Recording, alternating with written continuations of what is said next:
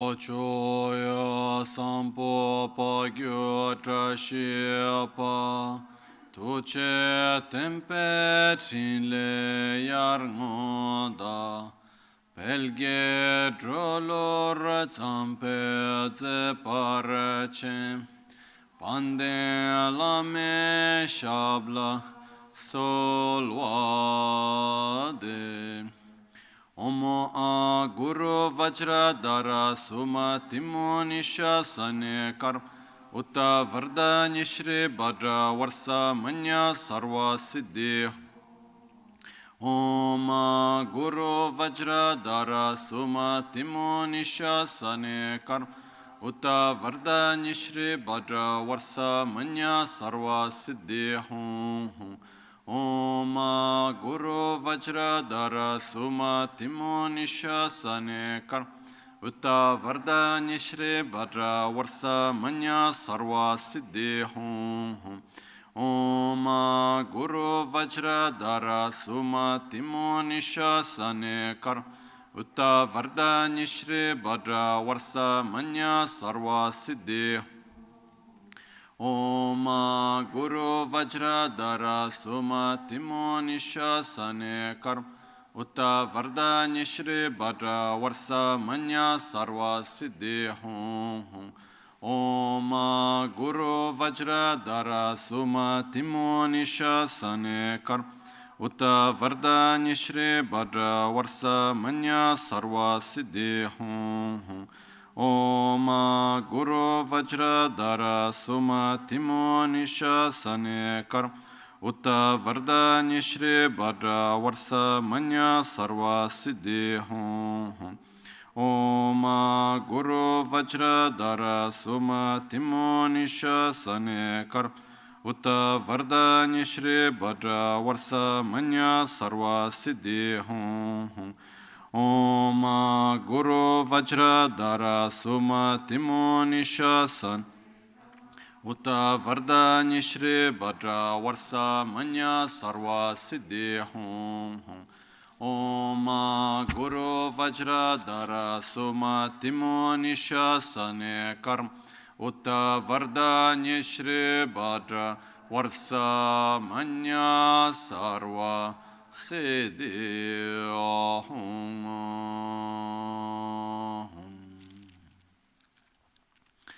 Dagi Jetsun Lama Tuje Che Nyamda Dala Tuje Sikso So Gebe Shesan Dala Tendo So Uyon Sunge Nawa Tsedo So Tseche Ningne Solwa Debe Tse Dechen Korlo Visu Lekshune Yila Sambe Dede Malupa Geme Lunge Drupra Chinge Lo Tsoni Sodan Diktun Shakpe Tse Dunge Namke Yinsu Lekshune Lapchen Tsoni Yonsu Tsokpa Dan Chira Nyetun Chamra Chinge Lo Chancho Pargi Nyinsen Tukun To Nyu Peme Siudru Lekshune Chancho Drube Gegen Kunshi Shi Tungen De La Drupra Chinge Lo Dagi Lona Chola Chokpa Dan Chemin Samjur Ngemba Shiwa Dan Chedan Tumbe Dudun Malupa Beme Lungi Drupra Chinge Lo Dorna Tingne Tseraba Tamchedan Techi Pardu Nekaba Tamchetu Rese Kyamne Lama Keleme Tukche Chengi Dala Siksoso Gongyab Drewe Nyamta Dachala Jetsun Lame Tuje Rab Kudan Sungi Nawa Drametu Nyamsu Nyongwe Kesan Topra Sho Kewa Kundu Yanda Lama Dan Drame Cheki Pela Longche Ching Sadan Lamgi Yende Rabzone Dorje Change Kopa Nyor Tobe Sho Pakyuke Kudan Dagi Lu Pakyuke Sundan Dagi Nga Pakyuke Tugdan Dagi Yin Tenyerme Chikto Chinge Alo Makyuke Kudan Dagi Lu Makyuke Sundan Dagi Nga Makyuke Tugdan Dagi Yi Tenyerme Chikto Chinge Alo Om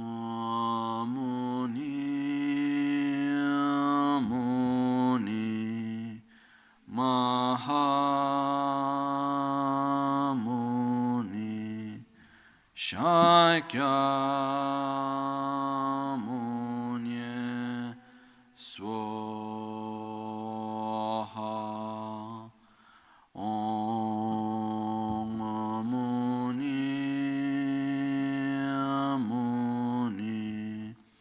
Mahamuni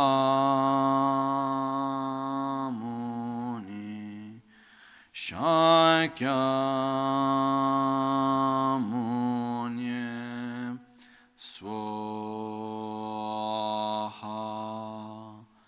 Om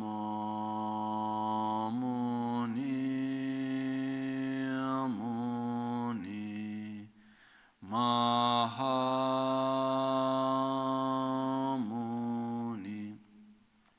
Shakyamuni Swaha.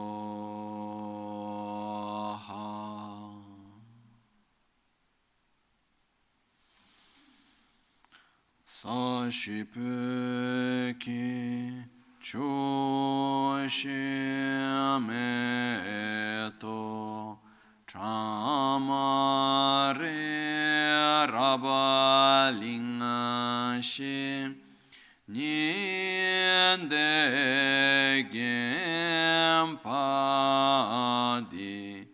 Sange Shinto Mikte Ulawarki Drokunanam Dashingla Chapar Shoyedama Guru Ratna Mandrala Kamniryatayami Sangye Chedan Tsoge Chonam La Chancho Pardo Dani Kyapso Chi Dage Chushe Gibe Sonam Ki Drola Pinchra Sangye Druparesho Sangye Chedan Tsoge Chonam La Chancho Pardo Dani Kyapso Chi Dagi Chushe Gibe Sonam Ki Drola Pinchra Sangye Druparesho Sangye Chodan Tsogi Chonamla Pardo Dani Kyapsu Chi Dagi Chushe Gibe Sonam Ki Drola Pinchra Sangye Druparesho.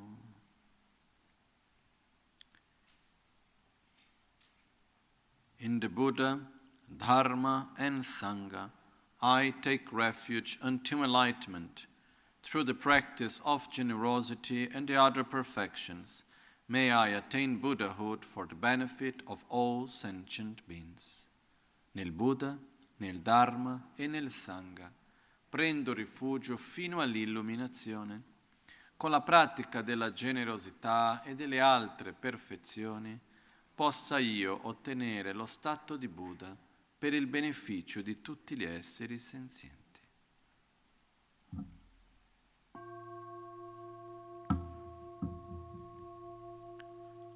Taiya ke dan ludan nue chen ke drupunda nami ke namdam drawa kuinge dhanama che tsampa tamche ke tu dagi che tento.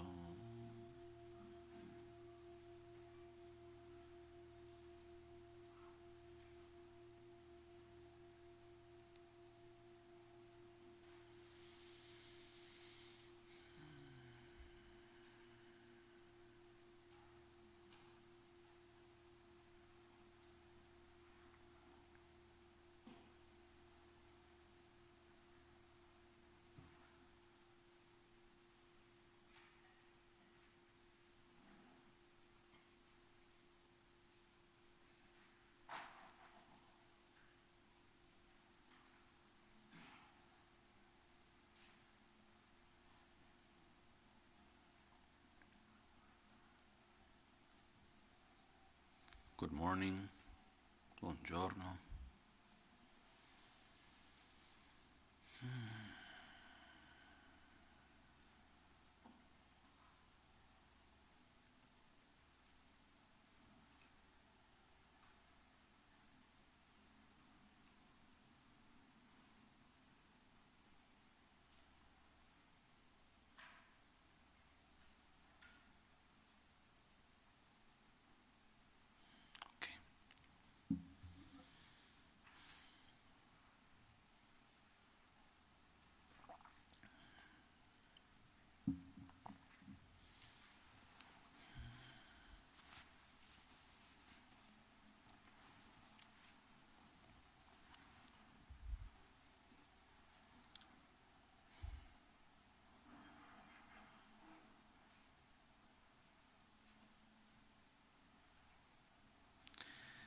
There is a very common action that we do in our lives,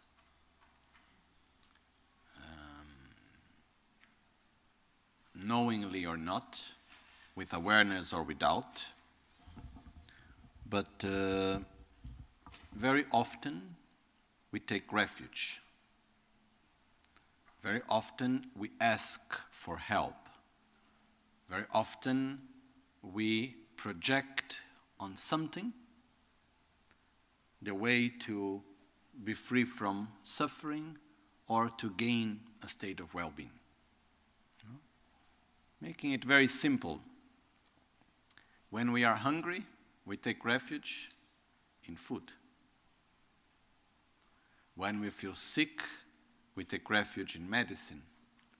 When we are tired, we take refuge in our bed or in sleep. When we feel lonely, we take refuge in a friend or in a movie. Who knows what you do?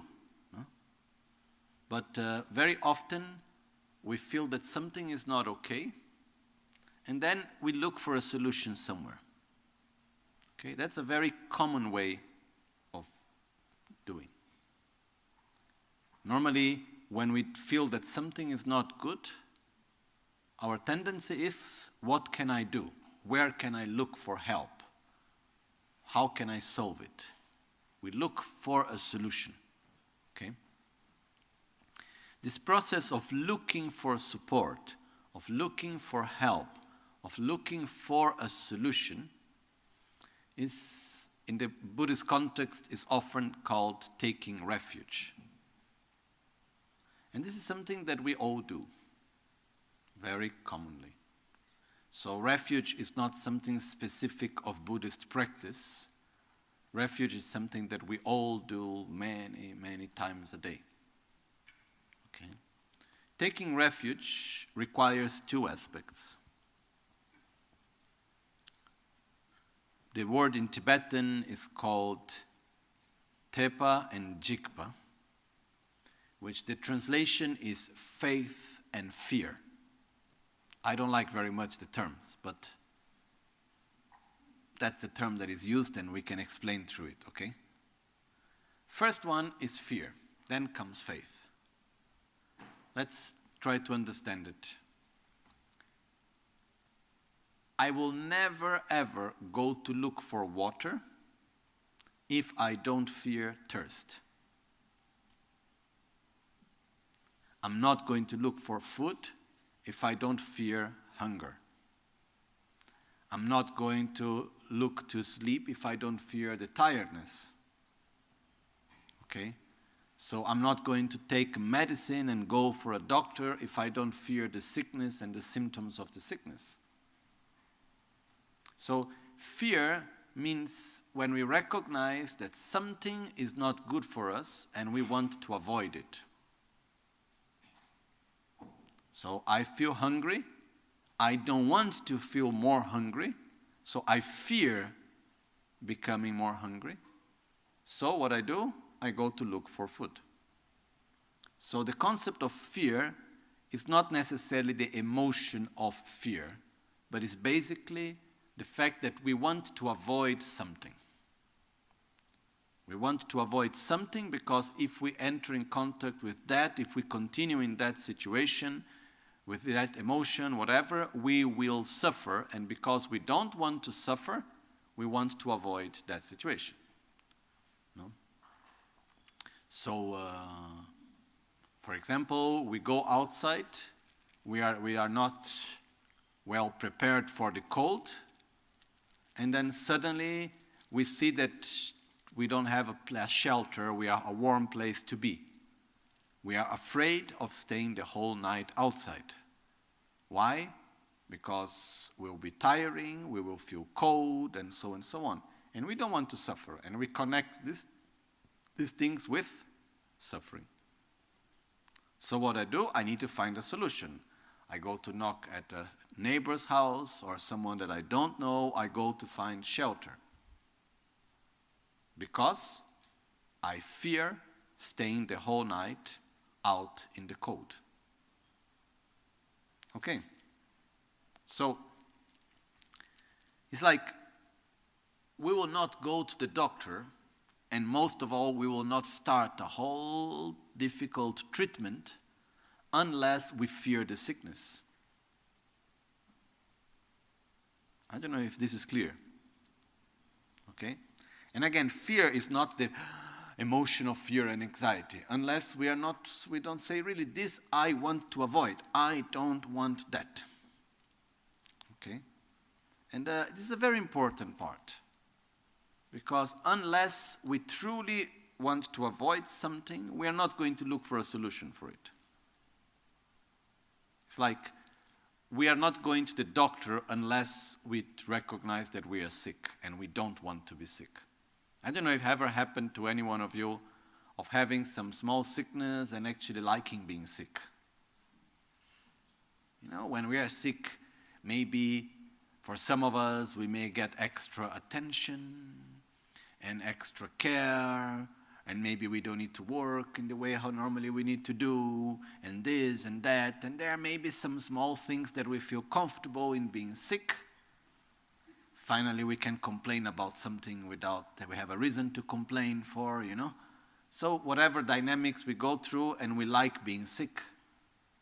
If we are into that process that we somehow like being sick, we are not going to take the medicines in the right way.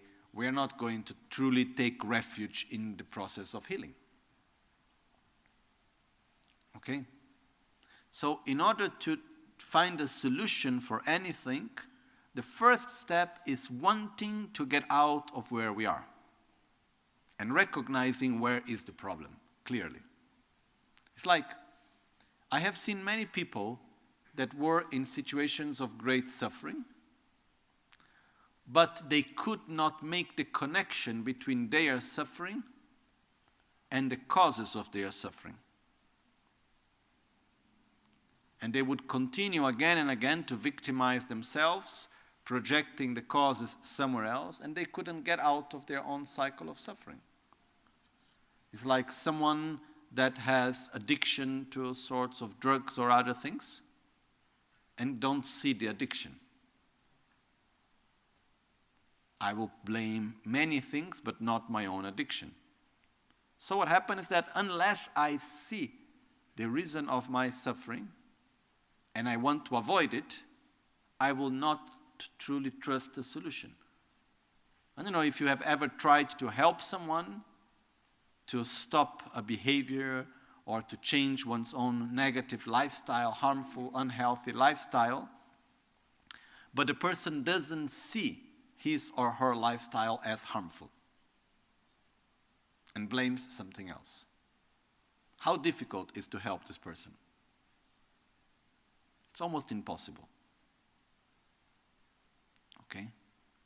So, in order for us to do and start any process of healing or any process of solution, first we must recognize clearly what is the problem. Where is the sickness? And we must see the sickness as sickness. We must see the problem as problem. And when we see the problem as problem and we have this urge to solve it, then we can go to look for solutions. When we see the sickness as sickness and we have this urge to get cured, then we can go to look for solutions. Otherwise, what the problem is, the difficulty is that if I really don't see my sickness as sickness, if I really don't generate this strong desire to be free from my own sickness, because I see that it's really harmful to me, I may start a process of healing, but often I may see the process of healing as being more difficult than the sickness itself. And then what happened? I don't continue it. It happened to me. I am a very bad patient normally. Now in these last years I'm much better actually. But for many years I have never not been at all a good patient. Actually, I need to change identity. Now I am much better actually. But I would go start a treatment, and when the symptoms just come a little bit less, I stop. Okay? So people can change. Now I continue the treatments, even though I feel better. But what happened?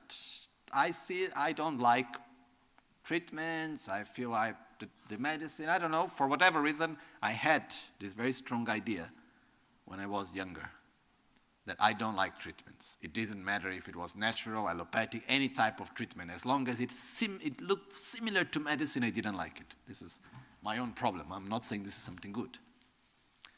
So what happened was that anytime I had something, I would never follow up the treatment up to the end most of the times.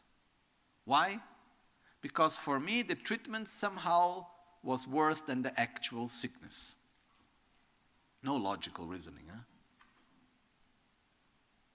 Until the sickness got to a point in which I said, I must do something, stop being stupid. That's when I started to take it more seriously. So unless we really, really recognize the issue, the problem as a problem, the sickness as a sickness, the suffering as a suffering, and we say, I don't want it, I really must avoid it. If we don't do that, we will not follow the process of healing or the solution or the treatment in the correct way.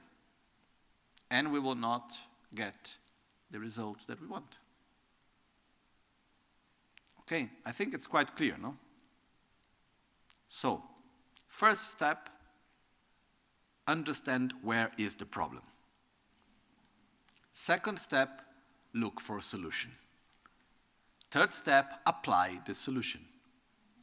Fourth step, have constancy in the solution. Okay? So, faith is when we start researching and we find something that we believe that has three aspects. Faith is when we believe in the existence of something, in the qualities that it has, and in its potential. For example, I am thirsty, I look for a solution for thirst. So I connect with water. First thing, I believe that the water that I need exists. So I know I may need to walk many kilometers to find it, but I trust that I can find the water. I know I have drank water before, I have been to that place, I was told that there is water there. Somehow I trust that I can get the water. I believe that water is not just an imagination. It actually does exist. It's possible to get it. So I believe in the existence of water. Second, I believe that that water, that once I find it, it's clean, it's free from poison, it's pure in different aspects. It has different characteristics as water. And third, it has potential. Why? That water is able to clean, is able to wash, is able to eliminate thirst. Has many other qualities, such it can nourishes the soil and nourishes the plants that needs to grow. It has different qualities, the water. So when I believe that the water exists, I believe in the characteristics of the water, such as being clean and pure and so on. And I believe in the functions, the potential that lies within that water, then it means I have faith in water. This is the definition of faith. To believe, in existence, in the characteristics, the qualities, and in the power, the potential, So to believe in that, this is what we mean to have faith. Do I have faith in the treatment? Do I believe I can do the treatment? Do I believe in the qualities of the treatment itself? Do I believe that that treatment has the potential to cure my disease? If I believe in this tree, it means I have faith in the treatment. Okay? So when we say have faith, this is what we mean by faith. Then there are two types of faith. One faith which is based on information. So someone said to me, look, there is one thing called water. If you put it in your mouth and you swallow it, you drink it, it's going to take away completely your thirst. We have never drank water. We don't really have a direct experience of it. But someone that told us is someone we trust. And we saw it so many places, it's everywhere, people talking about this water that we never drank. We grow up with Coca-Cola, so I don't know what is water. So what happened is that at one moment I said, okay, it's actually better, let's try, So I have faith in water, even though I have never drank it. Then one day, I am able to drink a little bit of water, or a lot of water, and I can experience directly the benefits of water. So I have now a direct experience that water does exist, that it has many qualities, and that it can have the potential to eliminate thirst and to wash and clean and so on. Okay? So, once I believe in it, but it's a faith that is not anymore based on something that someone told me, but it's a faith that is based on my own direct experience. This is the type of faith that we need to develop. This is the type of faith that it's called the faith of experience. Okay? In Tibetan it's called Tangwe Tepa and Yichegi Tepa. There are these two types of faith. One is the faith based on belief that someone said something, and the other one is the faith based on experience. That's the type of faith that we need to develop. But before reaching there, most of the times we pass first to the faith of belief. And by the faith of belief, we are able to experience a little bit. It's like, first type of faith is similar to advertisement. So we see an advertisement of one product, and it says, it's very tasty, it's nice, talk about the qualities of this product. We have never tried it. Then we are in the supermarket, and then there is someone making this trial stands, no? Oh, try for yourself, and they give us a little bit of that product so we can taste it. Once we tried it and we say, oh, the taste is really good, then our faith in the product has come from a faith of belief to a faith of experience. So we buy it. Okay? So the faith of experience doesn't mean we need to experience the whole thing, but we have a small trial of it. There is somewhere we can feel the benefit of it. It's not conceptual. It goes together with conceptual faith, but it's beyond. Okay? So here we have the two aspects of fear, which means seeing the problem as a problem, seeing the sickness as a sickness, seeing suffering as suffering. And on the other side, we have faith, which means believing in the existence, in the qualities, and in the potential, the functions of whatever the solution that we may find. Okay. So now, let's look, first of all, the first part of fear. Okay. What do we fear the most? Suffering. Suffering is what we fear. Suffering is what we want to avoid the most, or not? You know? What is suffering? There are basically mainly two types of suffering, physical and mental. Okay. If we go into details there, we can make 6 types of suffering,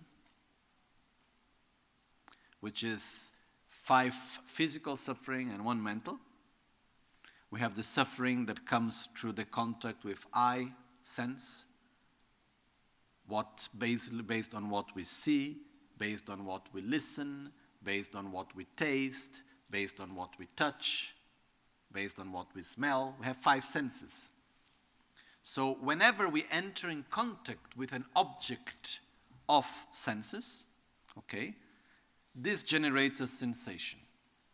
So as there are 6 objects, 6 senses, there are 6 objects, and there are 6 types of sensation. And consequently, there are 18 types of sensation, which is pleasurable, suffering, and neutral multiplied by 6. Okay? So to understand this a little bit better, let's look first at contact. I'm happy that these days we have no hurry to explain things, so we can go a little bit deeper. So first of all, let's look at contact. Contact is the union of 3 things. In Tibetan it's called rekpa. Contact, rekpa, is the union of 3 things. Sensory object, sense object, sense power, and sense consciousness. So, let's make the example with sound. As I play the bell, okay, the sense object is sound itself, is the vibration in the air that moves towards us. Okay, that's sound. That's the object. That's the sense object. Ear sense object. Okay. Then the sound, the vibration in the air, comes in contact with our physical sense, which is called our ear sense power, which basically is our own hearing physical part, which means we have here the ear, and inside there is all that little sort of hairs. Maybe someone here, sure, I see some doctors, they know much better to explain it than me. You know, that they feel the vibrations, and by receiving the vibrations, send a neurological inputs to the brain. I believe it happens like that. Okay, I have no real understanding of it, but I imagine it goes somewhere like that. So what happens is that once the ear sense power gets in touch with sound, it needs, in order for us to perceive sound, still need 1 part missing, which is the ear sense consciousness.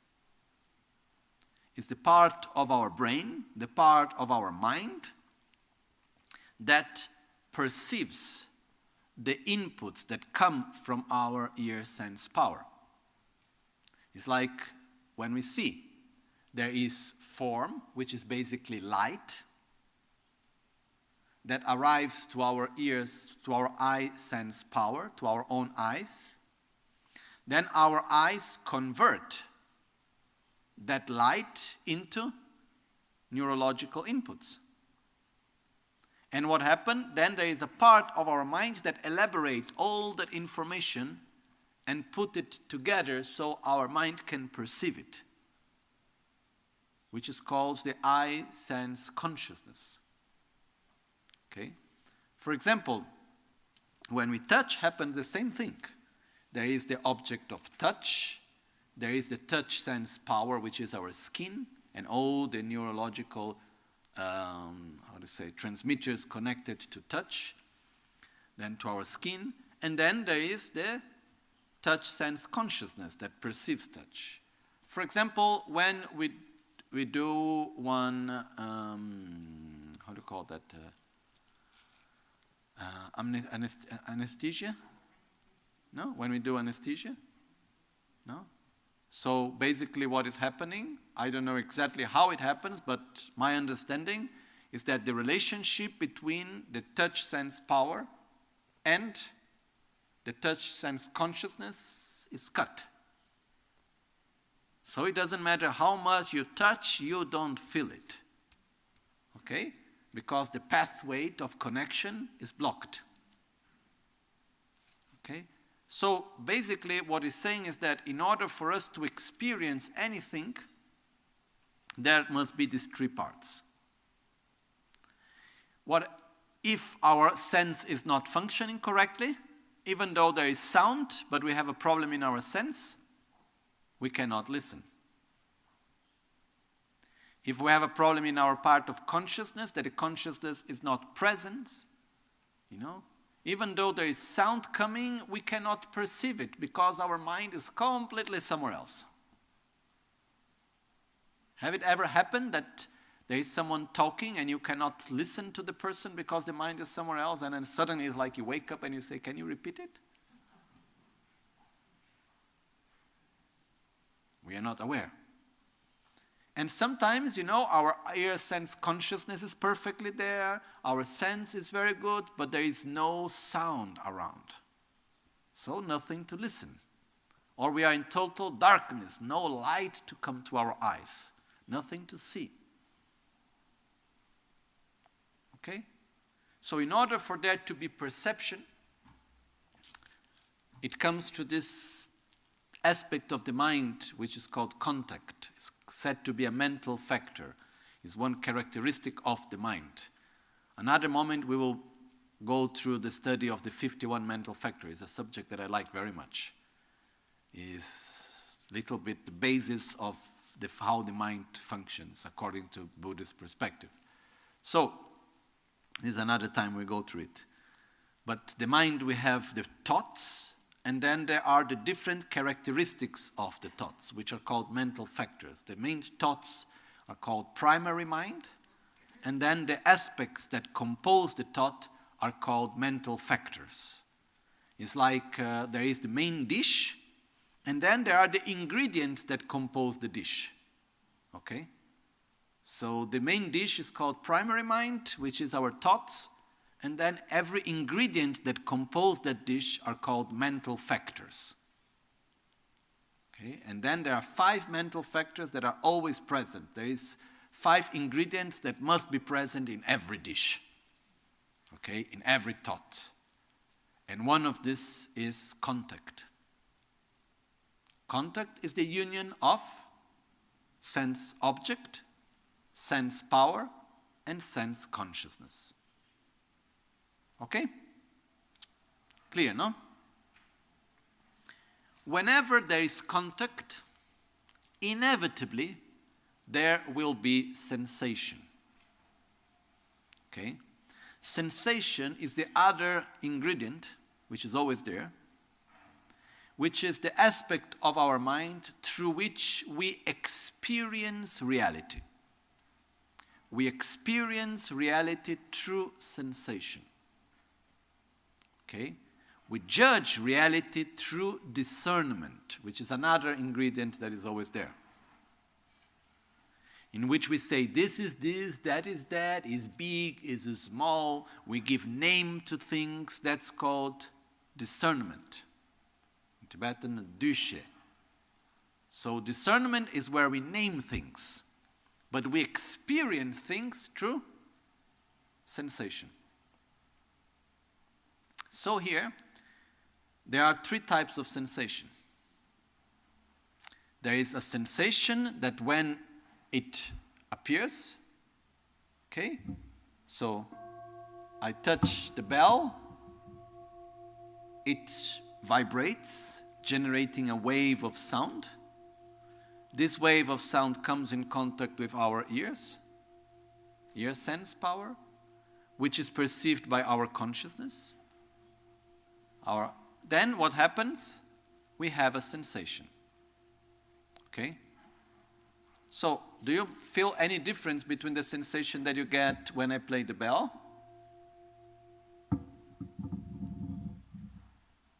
Okay?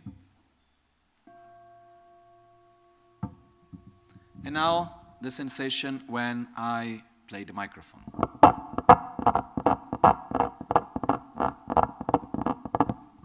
Okay, which one you like more? I don't know, we are different. But which one would you prefer? The bell, right? So, what means prefer? It means that when we play something that, according to us, is pleasurable, it means that when we experience the sensation, it's a sensation that we want to continue. And when we end, oh, I want a little bit more. Okay? Can we feel this? When we play, it gives a sensation of, oh, I want it to continue. When it ends, oh, I would like it to come back again. Okay? This is called pleasure. The sensation of pleasure is all the sensations that when they are present, we want them to continue, and when they end, we want them to come back. That's what we call pleasure. Okay? It can be called joy. There are different ways of pleasure. Okay? Different manifestations that comes with pleasure, but it's a pleasant sensation. Then there is the other one, that when it comes, we want it to end as soon as possible.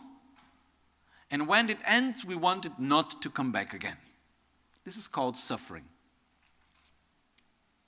So suffering is a sensation. It's a sensation that when manifested, we want it to end as soon as possible. And when it ends, we want it not to come back at all. Okay?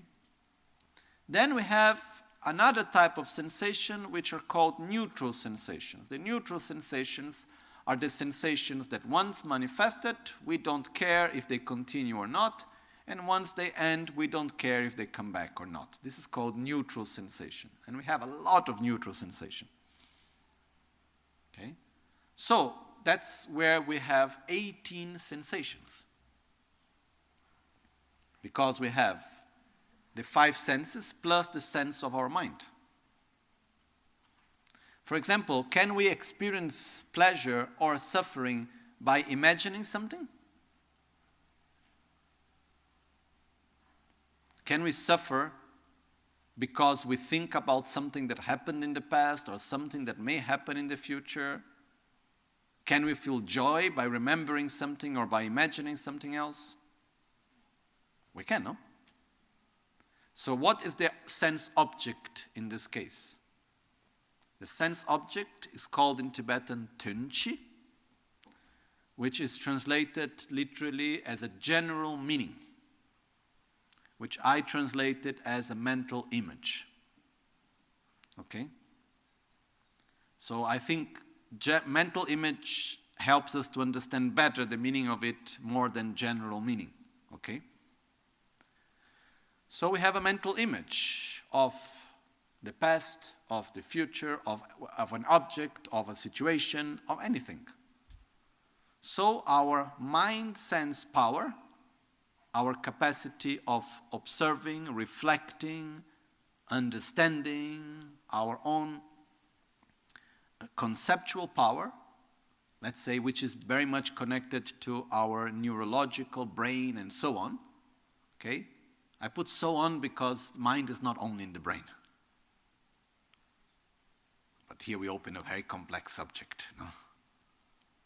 But there is a part of our body that allows us to perceive images of future, past, which let's call the brain, okay?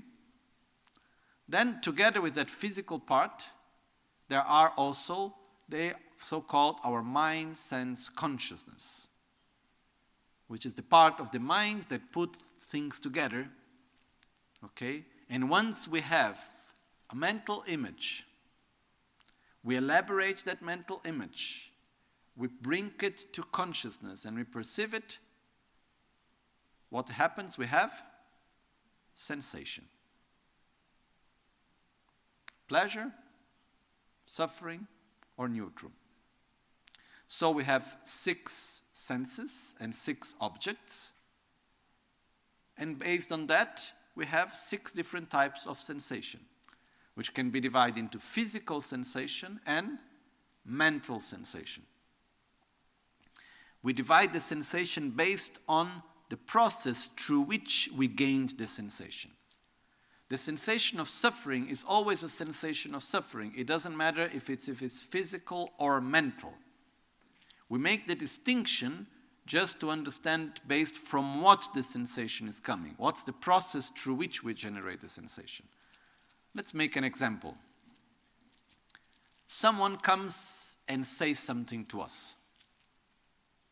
Okay? The sound manifests from the mouth of the person, enters in contact with our ear sense consciousness perceives the sound. Can someone say something terrible with a nice and gentle voice? Is it possible? And in the first moment when we perceive the person telling us, it's actually pleasurable, right? But then what happens? After the first contact, we apply discernment. Oh, but the person said this. This means that the person wants that. I am not like this. We enter into a moment of judgment, into a moment of discernment. And then we feel a bad sensation. Okay? The bad sensation that we have after, the suffering that we have, which type of suffering it is a physical suffering of the sound that I listened, or is a mental suffering based on the judgment that I had? It's a mental suffering. Okay? Let's find an example of a physical suffering connected to sound. When a sound is too loud, there are certain frequencies that somehow are painful. Okay? These are actually physical sufferings that comes through sound. Okay? If someone touches me in a gentle way, very soft, and actually the touch itself is pleasurable, but this reminds me of something that happened in the past, and I get fear. I connect that suffering with the touch. But actually, what is the object of that sensation of suffering? My memory, not the touch itself. Okay? So one very interesting exercise to do is to observe our own sensations of pleasure and of suffering, and to go back and try to understand what was the process through which we gained that sensation. What is the object of that sensation? Is it a physical object or is it a mental object? And we'll see that we have a lot of mental objects that we think are physical. Okay? So basically this is what we call suffering, is the sensation of suffering that we want to avoid. Okay? I think it's quite clear, right? Okay.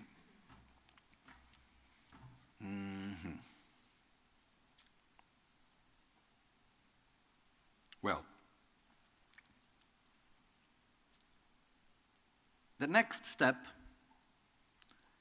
is to fear not only the sensation of suffering, but to understand what generates that sensation of suffering.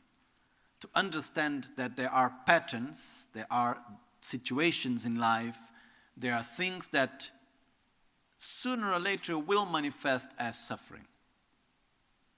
And something that manifests as some suffering sooner or later is just a matter of time, but it's just as suffering. Okay? There is no point on taking refuge in something that cannot keep a state of well-being. I need to take refuge in something that is able to protect me on the long run from suffering. Okay? Not something that protects me but for a very short period, and the more I take care of it, the worse it gets. For example, let's go back to our pleasant sound. Okay? We play the bell. The sensation is good. We want it again. Okay? But then now I will continue to play the bell. And let's say that I will keep on playing the bell for the next 2 hours. And then we go on for the next hours, and you go to the next room to eat, and there will be the bell playing in the same way. Okay? Then you go to rest in your room, and there will be the bell playing together in the same way. Okay? Even now that only few seconds have passed since I'm playing the bell, the sensation is the same or it has slightly changed? Do you still want it to continue in the same way? Maybe yes, maybe no.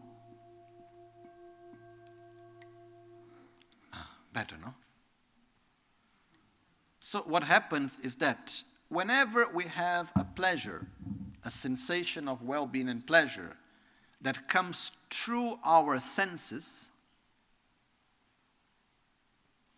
by keeping contact with the object of pleasure, the sensation of pleasure will gradually diminish until it becomes suffering.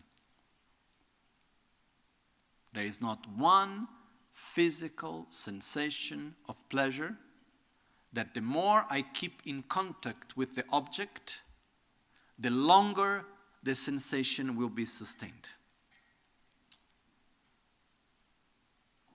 You know, someone that I really love and care comes and makes me a nice caress, touches me in a pleasant way. We like it, no? But then the person goes on and on for 1 hour, 2 hours, touching us exactly in the same way. What happened after some time? It starts to become unpleasant. Okay? I am thirsty, I drink water, it is wonderful. Then I go on drinking water. And I go on, and I go on, and I go on. The more water I drink, the pleasant sensation gradually starts to diminish until it becomes unpleasant. And the thing which I'm sorry to say is that once it becomes unpleasant, if I continue to be in touch with it, it doesn't become pleasant at some point. No? Because it will be nice somehow, no? And imagine that something that is unpleasant, if you keep contact with it, suddenly it becomes pleasant. It doesn't happen that way. It's not like the sound that is unpleasant. If you keep in touch with it, at some point it becomes pleasant. It doesn't happen. Right? But there is this other rule, that anything that is pleasant, any pleasant sensation that comes through our senses, by keeping in touch, especially the physical senses, by keeping in touch with it, sooner or later, they start to diminish. The longer I keep in touch with the object, the sooner the sensation starts to gradually diminish the pleasure until it becomes an unpleasant. And then the unpleasantness starts to become stronger and stronger and stronger. There were even studies about this on techniques of torture. Like, for example, there were studies on to torture people with classical music.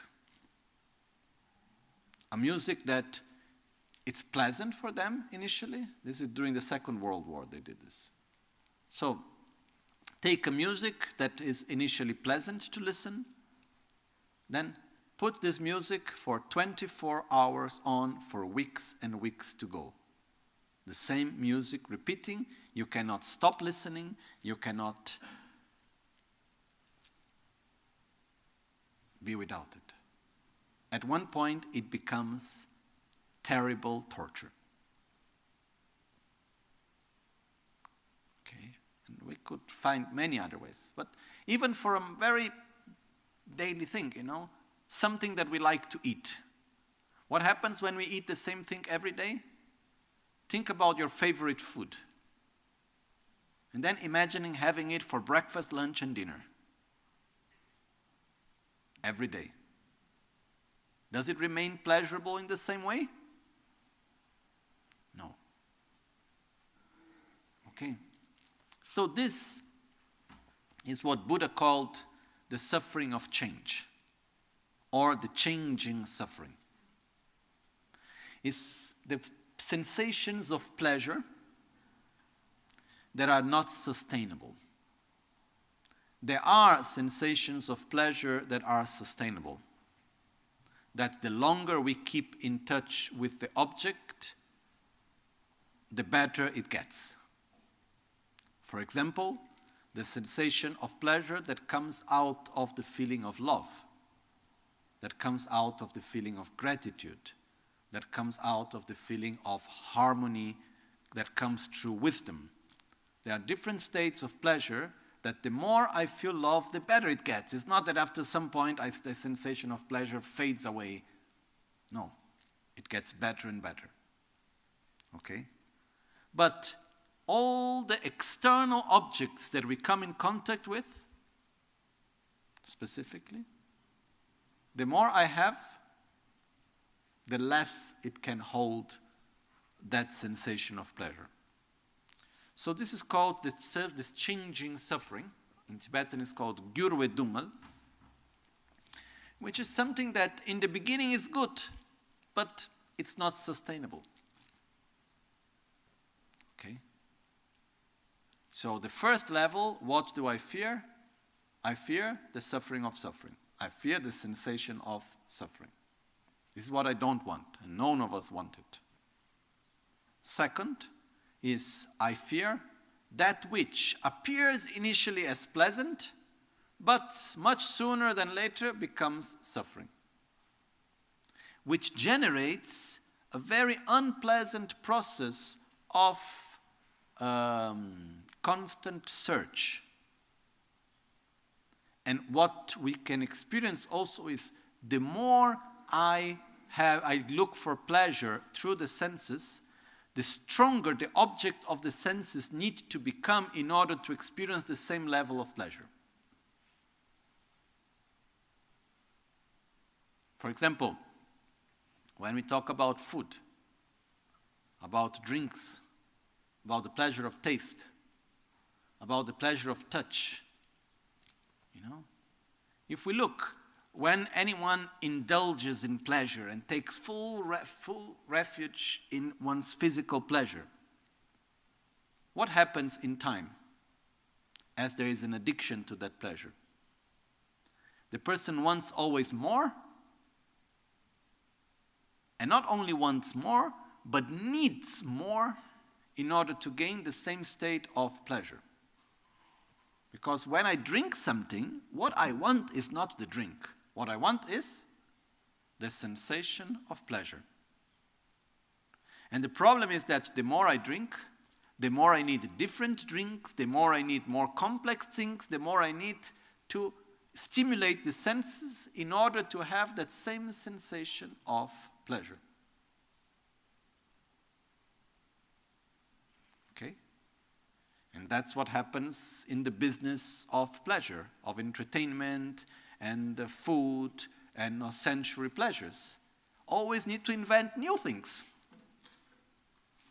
and stimulate the senses even stronger.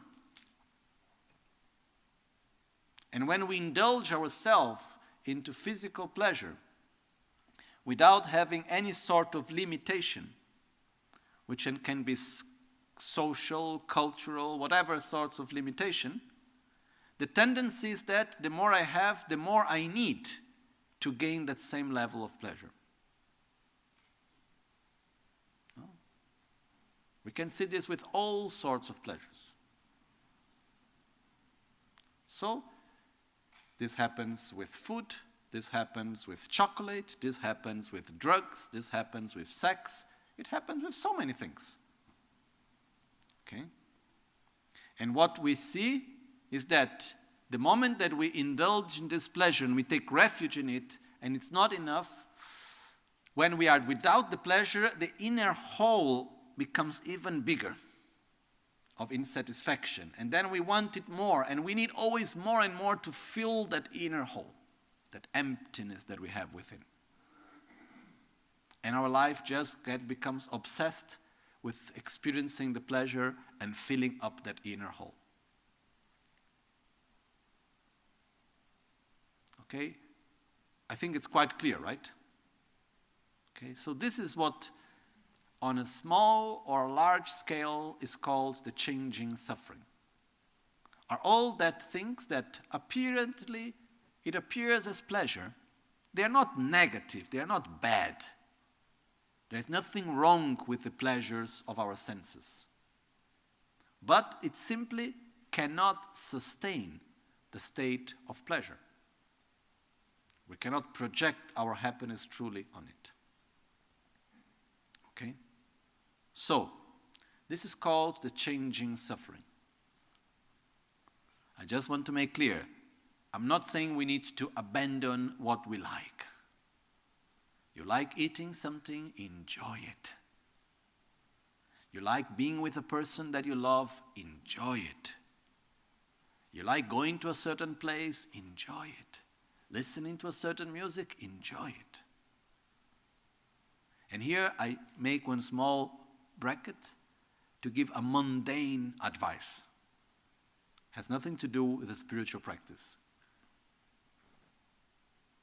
If there is something that you like related to our five senses, okay, which can even be the presence of a person, which is a quite complete experience. Being with a person, eating something, drinking something, going to a certain place, and so on. If there is something that we like and we experience pleasure and joy by having it and by being with it, keep alive the relation of, how to say in English, seduction and conquista, and of conquering, of looking for, you know. It's like if I cannot get water every day, and in order to get water I need to put some effort, the fact that I cannot have every day is the part of seduction from the water. You know, water has its seduction. It's expensive, but it's really good. Okay, and then it needs effort from my side. And then when I get it, wow, so good. I enjoy every sip of it. Then I like it very much. I buy 50,000 liters of water. And I have it there every moment. And I start drinking it at every moment. Then what happens? The pleasure goes away. And the water that I drink doesn't give me the same pleasure as before. So if there is something that we like, because we are not yet Buddhas, and you like, and it gives you some pleasure, don't indulge yourself fully into it. Keep little bit that play, that game of conquest, conquer, and seduction. You know, we need to keep little bit that game on. Even if we could have a lot of it. It's like now during this Christmas, New Year time, in Italy there is panettone, no? I like panettone, even though I cannot eat a lot of it, which makes the game even better. Okay? So, what happens if I go and I know now is Christmas time and I can even say, okay, I like so much panettone, I go to someone that makes panettone and I make a contract that you will make me one panettone every 2 days for the rest of the year. You know? I think I can find someone that will do that. No? Doesn't matter how much I pay, but I would find someone. But what happens if I always have panettone? The pleasure of it will fade away. So the fact that I only eat panettone at this period of the year, the fact that actually for my own health I shouldn't eat a lot of panettone, so I really need to control myself. Then it becomes a matter of research. Where is a good one? Because I cannot eat many, so when I eat is a special moment, and it's really pleasurable. Okay? So we need to keep this game alive with the things that are pleasurable. And when there are things that we have constant contact with, we need not to take it for granted. We need to connect again and again with its qualities and to rejoice about it, so to keep this game alive, the game of desire, the game of pleasure alive. Okay?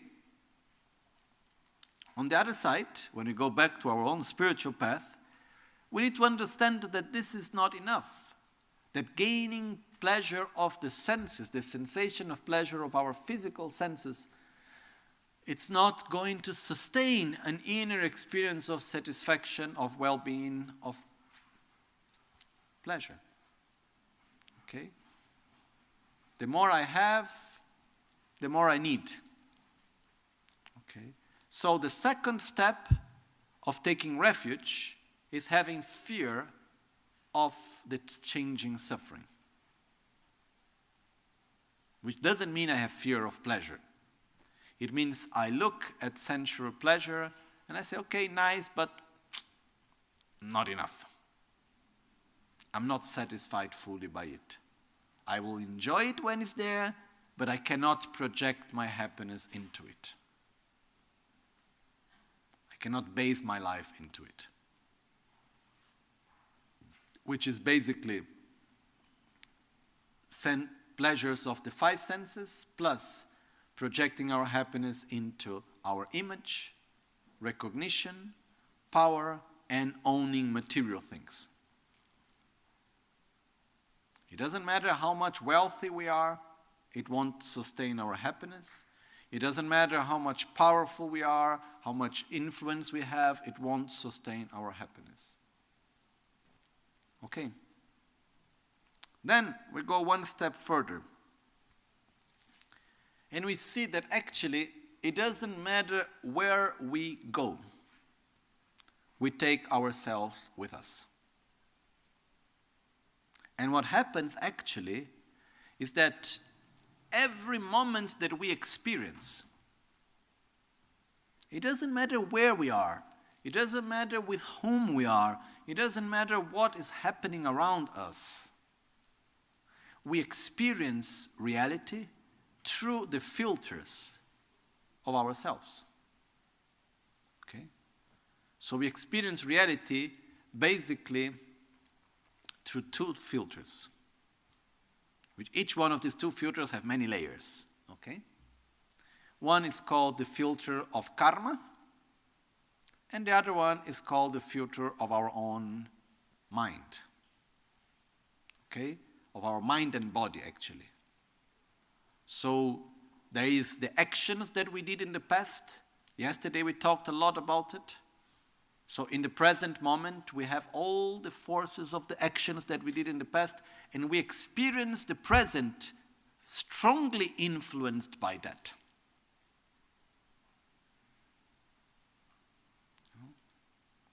And on the other side, when I am in front of any situation, I am influenced by the education I received, by all the knowledge that I gained, by everything that I saw, that I listened. Yesterday we gave the example of talking badly about Devadatta for 30 seconds. And 20 years later, meeting Devadatta, we are influenced by it. Okay?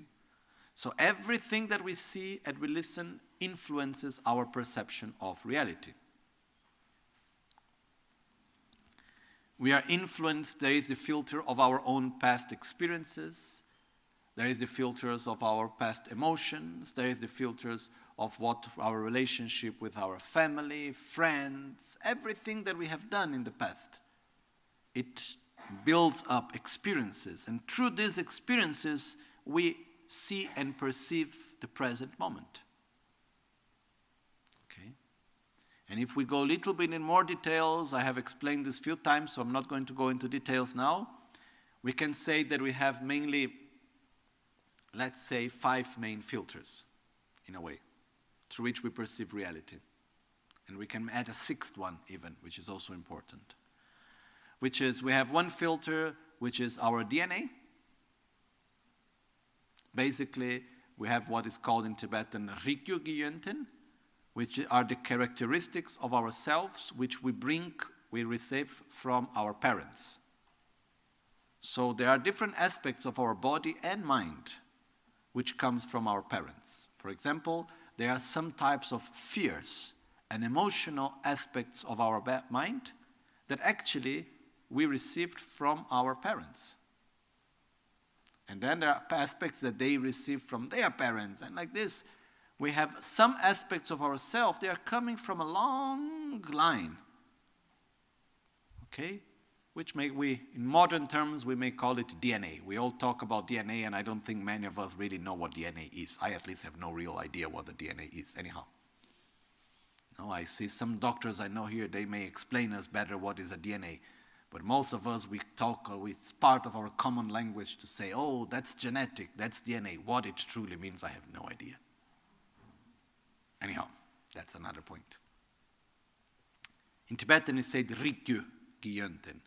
The characteristics that we hold in the body and mind, which we receive from our parents and from their parents and from our line of blood, from father and mother. Okay? Second, there are characteristics which are the predispositions that we bring with us at the moment of our birth and we continue to have now, which are basically the imprints that we generate in previous lives. So if in this life I get very much used with aggression and violence, when I am reborn, I have a predisposition for violence. If I am used to meditate, I get a predisposition to meditate. And like this, I can go on and on, okay? These are called the imprints that we bring from life to life. These are a strong part of ourself. Third, there are all the informations that we received in our lifetime. From the education, everything that we read, everything that we listen, everything that we see, and so on. All the information that we receive conceptually. Fourth, all the experiences that we go through. Everyone that we meet, everything that we go through our senses, and the inner experiences that we have, they form another important part of ourselves. And fifth, there is our body itself, that based on what we eat, of where we go, it changes. And according to the way how our body is, we perceive reality in a different way. Because our body has a very strong influence in our own perception of reality. Okay? Depending on what we eat, on how we sleep, on how we move, or where we go, or who we meet, all of these things change our body. Okay? And the changes that happen in our body, for example, why I say where we go and who we meet, because this changes completely our microbiome. And this influences also our body and influences our mind. Okay, so we perceive reality through all these filters. And on top of that, there is a very important filter which we don't speak often, which is the environment. We are strongly influenced by the environment in which we are. You know, for example, making something very simple. I think many of you that have been coming to the center for many years, you have experienced that now we feel less sleepy in the Gompa. Okay?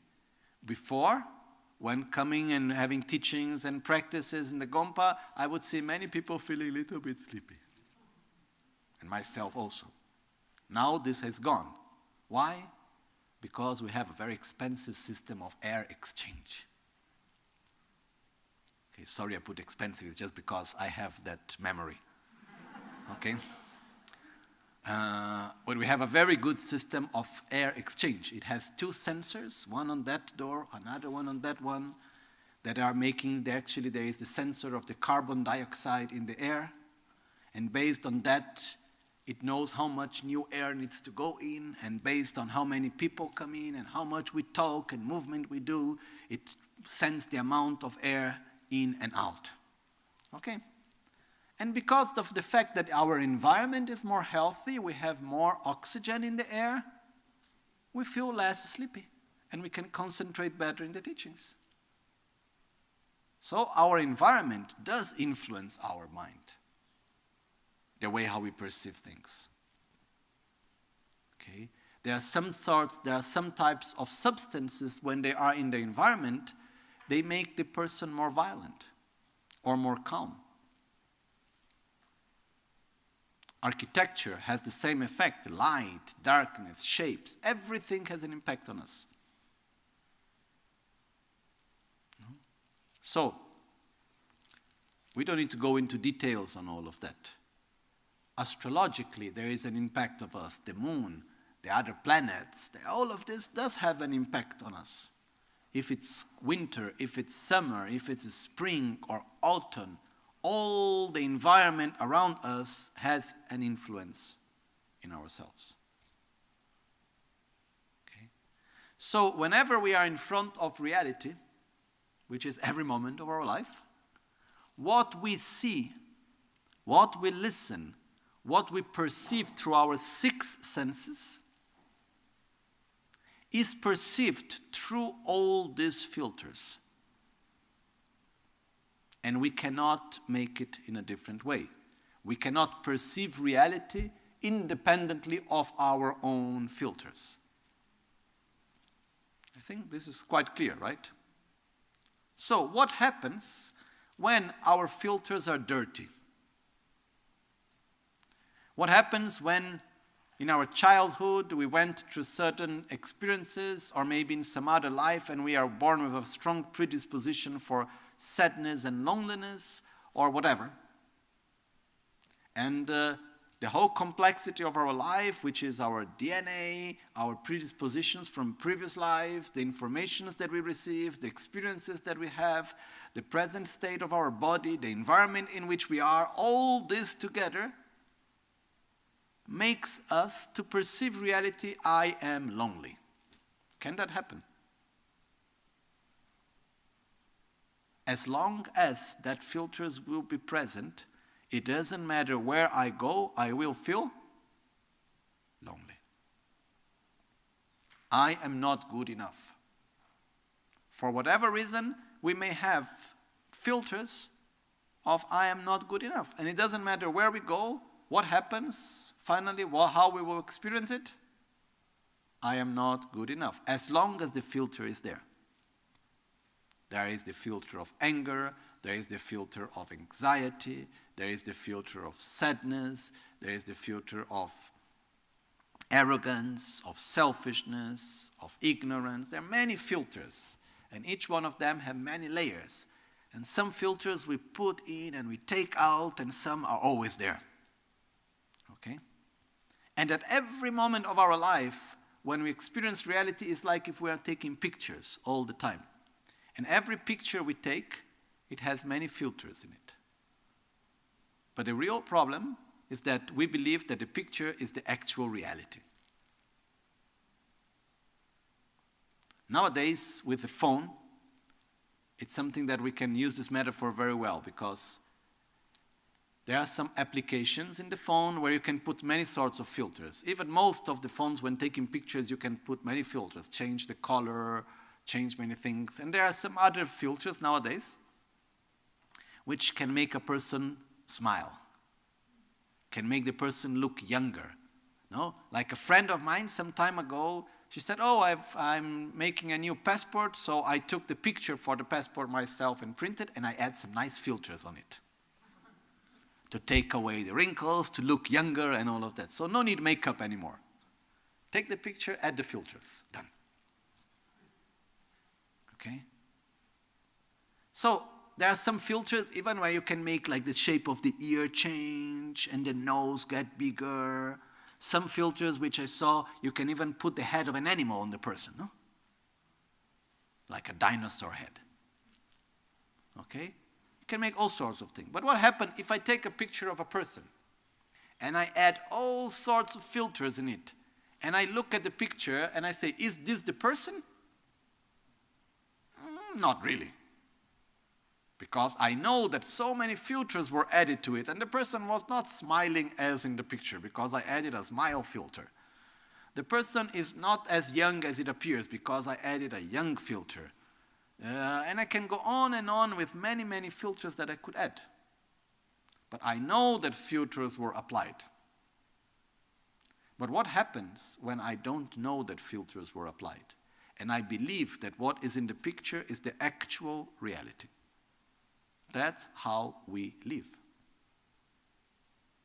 And I have the filter of angry person, and I see you, oh, you are angry? And so what do I want? I want to change you, because the problem is not my filters, the problem is you. The problem are not my filters, the problem is the reality around me which is not good enough.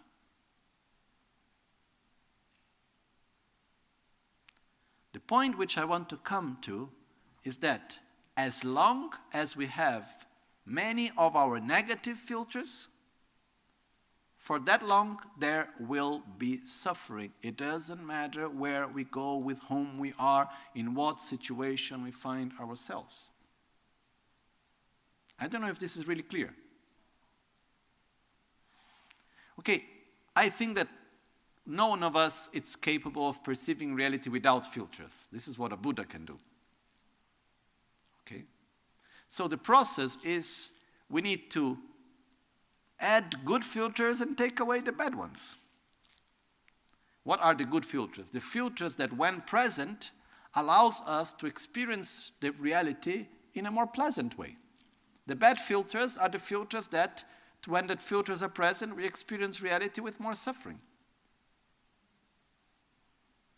Such as the filter of anger, of selfishness, of anxiety, of fear, of insatisfaction. On the other side, there are filters of joy, of satisfaction, of love, of compassion, of harmony, of wisdom, of altruism. There are many other filters which we can gradually add. And we need to understand clearly, if we want to continue this path that Buddha taught us, we need to have a clear understanding that as long as my body and mind are polluted by my mental defilements and by my own karma, for that long there will be suffering.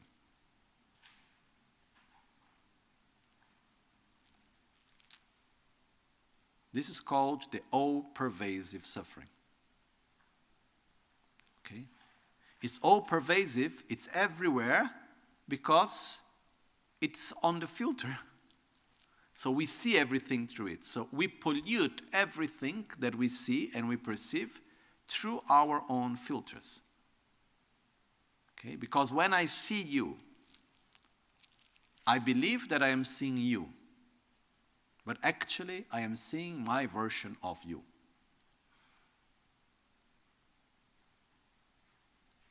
Okay? Is this clear?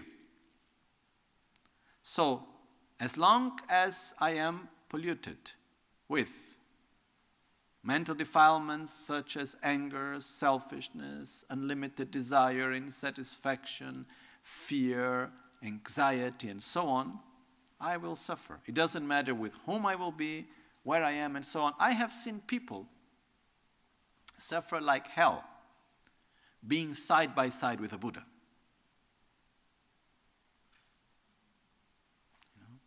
I have seen people suffering like hell being in the most wonderful external conditions.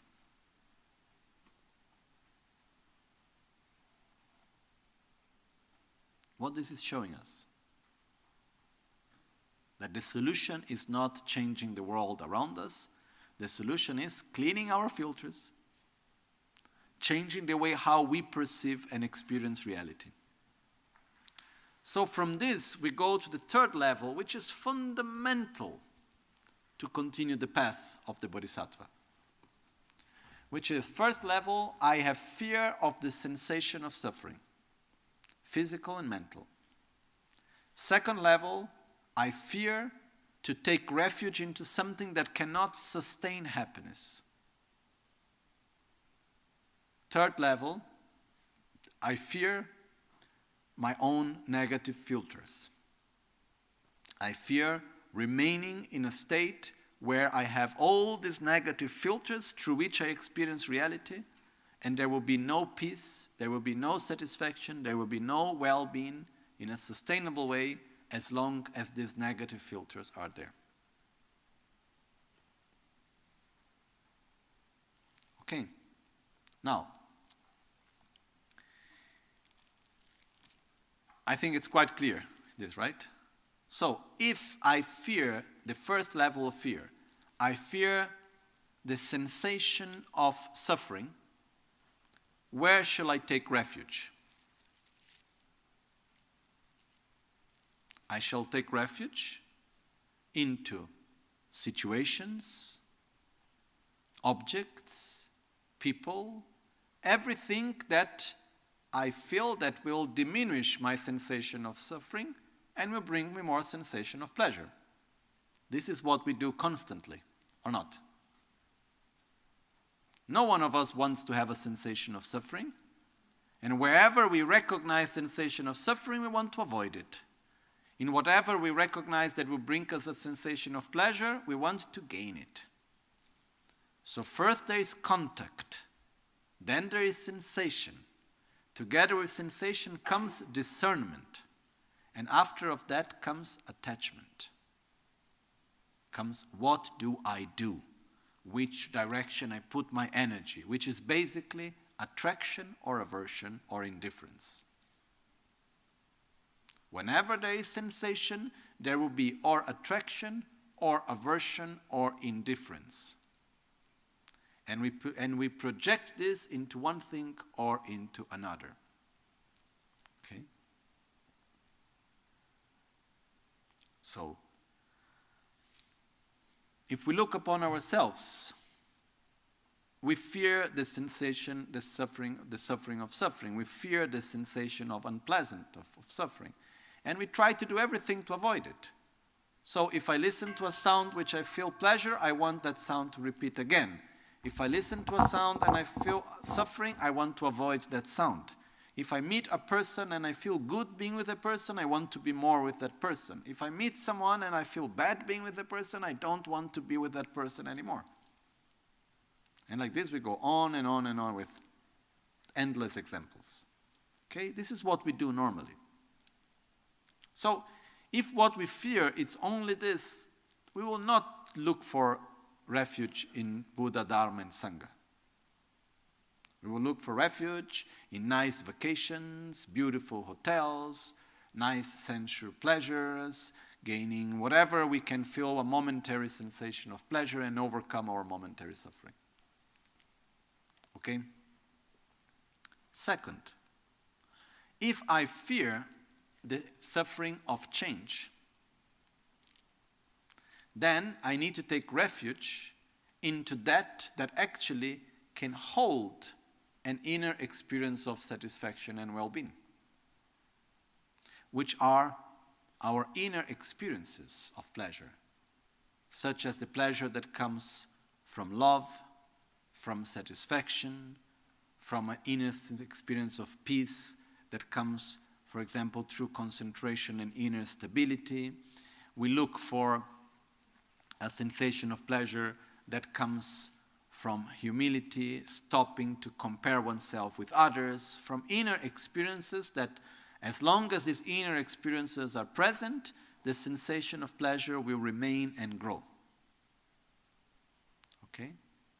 And here, we need to find something. If we really want this, then we need to find something that will help us to generate these inner positive experiences and maintain them. And this already brings us more near to the Dharma. But when we truly see the all-pervasive suffering as suffering, when we truly see our own body and mind polluted with all these filters of defilements and karma and so on, and we truly see this as something to be avoided, then our main priority becomes to eliminate our defilements, to develop our qualities, to get out of this cycle. And when we really want that, the only way is by developing our inner qualities, and to do that we need someone that can guide us correctly into this process. And it's only possible by someone that already did it to himself or herself. We cannot be guided to develop peace and harmony and satisfaction by someone that is not in peace and harmony and satisfaction. This is where we take refuge in Buddha. This is when we go to Buddha and we say, "Oh Buddha, please help me. You have reached this beautiful state of peace and satisfaction. You are where I want to be. Can you help me?" And Buddha says, "Yes. Do this, avoid that." And he gives us a path to follow. He gives us a treatment to undertake. He gives us the Dharma. But here comes one part of faith which is extremely important. When I really don't want anymore the all-pervasive suffering, and this is strong and clear to myself, and I see that the Dharma that is taught by Buddha, that is transmitted to me by my gurus, that I can be in touch with, and that the Sangha helps me to follow this path, I believe that the Dharma can help me, but I can only truly take refuge in the Dharma if I also believe that I can make it. The same faith that I have in the Buddha, in the Dharma, in the Sangha, I must have in my own potential. Because the process of healing is not easy. It's not necessarily pleasurable. And I will not undertake it unless I truly believe that I can make it. When I know that there is water many kilometers away from where I am, in the middle of the desert, and I say it would be wonderful to reach that place, but I cannot make it. I don't believe in myself that I can make it. I would never truly start walking, and in the first difficulty I will give up. Even though I believe in the water. If I truly believe that I can make it, even though there will be difficulties, I will overcome them. That's where it comes the fact of believing in our Buddha nature. Believing in the fact that yes, our mind, our whole self is interdependent. I am suffering. Why? Because I experience a constant negative interdependence. If I change that negative interdependence into a more positive interdependence, gradually I will come out of that state. And this is actually possible. So, in the conclusion of the preliminaries,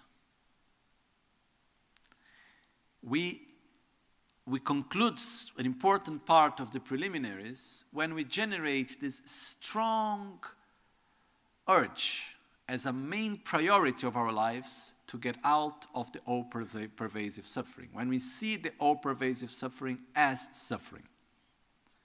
And when we say, like the sensation of suffering becomes almost nothing compared to it. What I want is to get out of samsara. And samsara is what? Is this cycle of mental defilements, actions, and result. So what happens when we have, for example, a result of sensation of pleasure? The result is sensation. Whenever we say mental defilements, actions, and result, by result we mean mainly our own sensations. So when we have a sensation of pleasure, how do we react towards the sensation of pleasure? Attraction, attachment, desire, aversion also. I have pleasure towards the sound, but I see something that do not allow me to listen to the sound, so I have aversion. Now, in the 12 links of interdependence, we have ignorance, then we have karmic formation, consciousness, then we have the 6 senses, then we have, before that, we have the name and form, then we have the 6 senses, then we have sensation, from sensation we have discernment, and then we have what is called desire and then attachment. Basically what happens is that in the moment that one karma manifests, when we experience the result, it will manifest into a psycho-physical existence. So whenever the result of a previous actions manifest, it will manifest into a physical mental state. Within that physical mental reality, like being born in this human body, or by having a sickness, or being in a pleasant place with a healthy body, it's a physical mental experience. Through that experience, we develop senses, and we enter in contact with objects. And within that, we experience sensation. From sensation, we develop 3 possibilities: attraction, aversion, or indifference. And then we direct that into one thing or into another. So whenever we experience pleasure, our tendency is to develop attraction. And whenever the stronger is the attraction, inevitably there will be aversion. There will be aversion when the pleasure ends. There will be aversion when it's not possible to gain the object of pleasure that we want. We will find someone or something to blame for it. So, defilements such as selfishness, anger, unlimited attachment, insatisfaction, fear, and so on, from which we act physically, verbally, mentally. This generates an inertia, a karmic force that manifests, when we act again, it manifests as a sensation. Through that sensation, we develop again attraction, aversion, indifference, which comes together with other emotional elements, and we act again. This constant cycle is called samsara. Okay, it's an inner cycle, it's not an external place. So, when we are able to see samsara in our own self and we say, I want to stop it, I want to get out of this inner cycle, I cannot cope with it anymore. And we see there is a possibility, and we trust that we can get out of it. This moment is what is called in Tibetan Ngechung. Ngebarjuma. Ngechung, it's literally translated as definitive emergence. Is the certainty that I can emerge from samsara, that I can get out of samsara. Okay? So, when we have this total trust that yes, I can get out of the cycle of suffering. It is possible. I want it so much. We are fully with passion in love with nirvana. Nirvana is the state beyond suffering. It's the state where there is no more selfishness, no more ignorance, no more the mental defilements that generate suffering. So, when we fall in love with nirvana and we are completely against our own samsara, and we are sure that yes, we can make it, that's what we call definitive emergence, which is oftenly translated as renunciation, which means to renounce suffering and the causes of suffering. Okay? But to renounce not only the suffering of suffering, but also the suffering of change, and most of all, to renounce the all-pervasive suffering. But I prefer the word definitive emergence, which means to feel in love with nirvana. In other words, is to love oneself. I want to be well, I want to be in peace, I want to be happy, not only in a superficial way, but in a deep, profound, sustainable way. Okay? And when we trust that it's possible, and we commit ourselves that this is the main priority in our lives, all the rest is a tool. All the rest is superficial. The main objective of our life is to get out of our own samsara, to experience a state of permanent peace and harmony that is independent of where I am, with whom I am, in what situation I find myself. When I observed in my life Lama Michel Rinpoche, I saw that Rinpoche always kept his inner peace, his harmony with others, independently of where he was, with whom he was, in what situation he found himself. And I have seen Rinpoche in very difficult situations. And I never saw him losing his own inner peace. So for me, it's an example which to say to us, it is possible. It is possible to diminish our anger, to have more patience. It is possible to be less selfish and to love in a more pure way. It is possible to be more generous and have less miserliness. Is it possible to have more wisdom and to see things in a more consistent, coherent way? It's possible. It's a gradual process. It takes a long training, but it is possible. It may take many lives, but we have no hurry to reach the goal. We have hurry to walk in the right direction. Okay?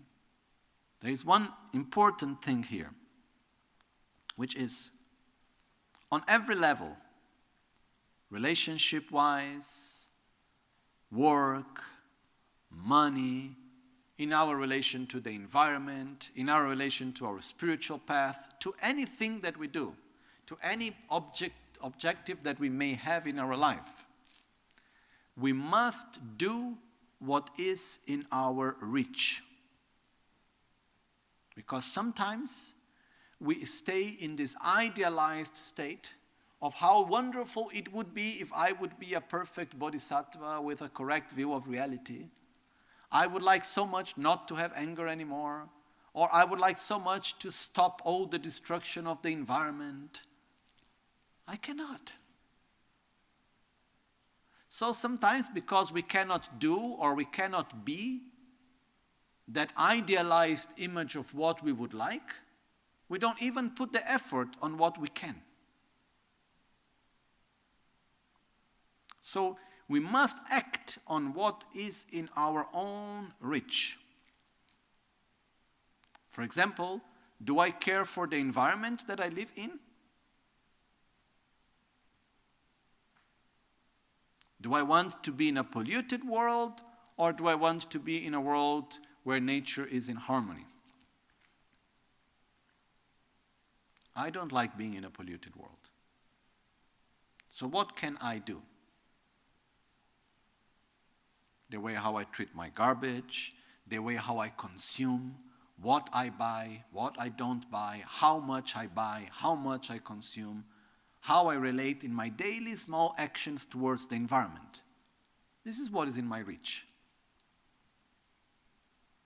Understanding that when we buy something, it's not just a matter of consuming money, we are consuming resources of nature. We are being part of an interdependence of pollution very often. Do I want to do that? So, for example, one first step is I buy, I consume what I need, not what I want. This is in our reach. I cannot be a Buddha like this, but I can meditate half an hour every morning. I can make an effort to change the way how I talk to people. I can make an effort to be more kind and to complain less. And when one step after the other, we must do that which is within our reach, looking towards a final goal. So there is no hurry to reach the final goal. There is hurry to do what is within our own reach. And this makes the whole difference. If we do whatever is in our reach, very soon our reach will become wider. And wider and wider. It's like meditating. If we do that 5 minutes of meditation that we are able to do now, and we do it with constancy, after some time, not very long, we will be able to do 10 minutes, then half an hour, then 1 hour, and it will, get wider and wider, our reach. But if we say, I would need to meditate for a few hours, but I am not able, that's too much, so why to start? Then we never reach anywhere. It's like if we want to have a good relation with someone, what level can I have a good relation with that person? Maybe I start talking more in a nice way. I start looking in a different way. I start doing one small thing. One small action after the other, it brings a bigger result. So, it's all about, finally, what do I want and where do I put my energy? Which we can come to this concept of having a high objective, a low expectation, and a constant effort. I have the high objective, I want to get out of samsara.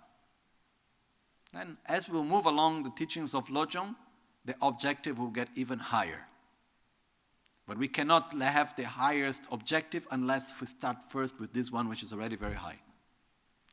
I must get out of samsara. We must see our own samsara. Look at it in the eyes and say, I cannot anymore. One of the metaphors that is given to this moment is that, imagine that we are in a prison. And someone have been talking to us, there is life outside, but we were born in the prison. And then slowly, I start to believe that it's possible to be outside the prison. And I have heard stories of people that were able to escape. But I know it's tough. And then one moment, I'm able to grasp at the possibility of escaping. And I see that it's possible to be outside the prison. And when I develop that true trust and believe I will be able to get out of it, I want to get out of the jail, then I go to receive instructions how to excavate a tunnel. How do I do? How do I start? And then I have constancy into it. If I don't believe I will be able to do it, I will not do that very daily tiring work of finding the way of making the tunnel. This reminds me of one movie. Has many years already. I don't know the name of the movie in English. In Italian is Le ali della libertà, I think the name of the movie. Of one man that was in jail. And he didn't do anything wrong. He was put in the wrong way in jail. And very slowly he makes a tunnel into more than 30 years or something like that, no? Slowly, one small part of the other, after the other, no? And then finally he's able to escape. But he only puts the effort because he believes that it's possible to get out. He puts no hurry. So he has a high objective, a low expectation, and a constant effort. Until we don't see our own cycle of defilements, karma, and suffering as our own jail, we will not make the effort to get out. So, we must fall in love with the liberation from samsara. We must fall in love with the state of peace, of harmony, of stability, which is the objective that I want to be in peace and harmony with myself and others. It doesn't matter where I am, with whom I am, in what situation I may find myself. And when this is our objective, and we say, I can make it. I truly believe I can make it. Why? Because those that came before me, that followed the correct path, they were able to do it. And there is no difference between my body and mind. And then the body of mind that Buddha Shakyamuni had before, or that Milarepa, or Lama Tsongkhapa, or Lama Geshe Rinpoche, anyone which I see that was able to do it. They had the same 5 aggregates as I have. Body and mind. The difference is that they were able to make the right choices and walk on the correct path and gradually get out of suffering. Buddha Shakyamuni described that his own path, when he started walking towards enlightenment, it took 3 eons. Okay, 1 eon is a very, very, very, very, very long time. And Buddha described 1,000 lives. 500 as animal, 500 as humans, on the path to enlightenment. There is no hurry. The point is that, for me at least, it's very good that there is no hurry. My feeling. Because if I look at a very high mountain and I say, I need to go there very quickly, I say, it's impossible, I'm better not even to start. But when I see there is a long path that goes around, which very, very slowly brings to the top, and I am able to walk that path, which brings me to the right direction, then I will say, yes, it's possible. How wonderful. You know? Imagine that we find ourselves on front of Mount Everest, a very high mountain, and we say, okay, we need to reach the top. You have 5 days. Go straight. Sorry, I stay where I am. I'm not even trying.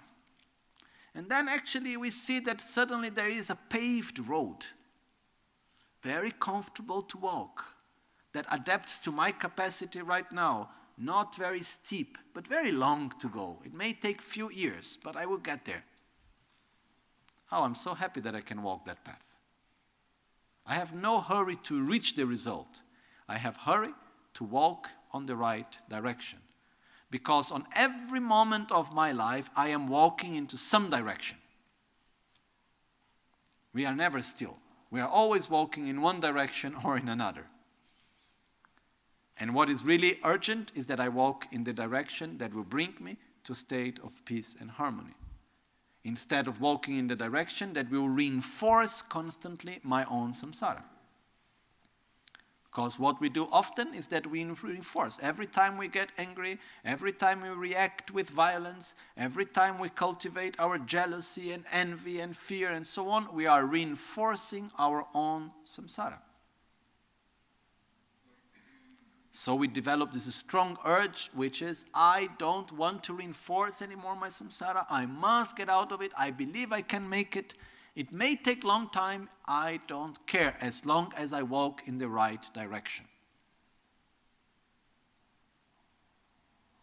And this is not an intellectual game. This is a choice of life. It's not something that we need to understand. It's something that we need to feel. It becomes the main priority in our life. So if someone comes and asks us, what do you do in your life? Okay, for my livelihood, I work in a bank, I work in a shop, I do whatever I need to do. I am a doctor, a lawyer, who knows what. But what do I do in life? I cultivate my qualities and I try to overcome my own defilements, to walk on the path to liberation from suffering.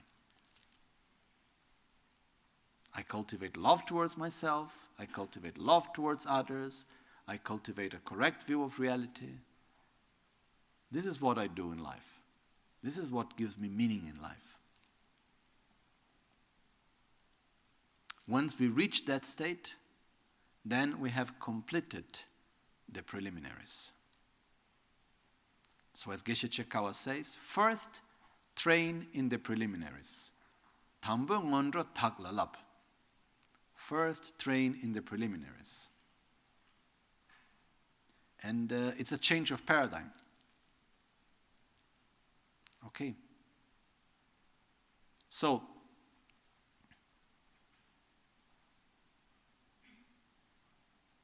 because we are used for many, many lives to project our happiness in what cannot sustain it.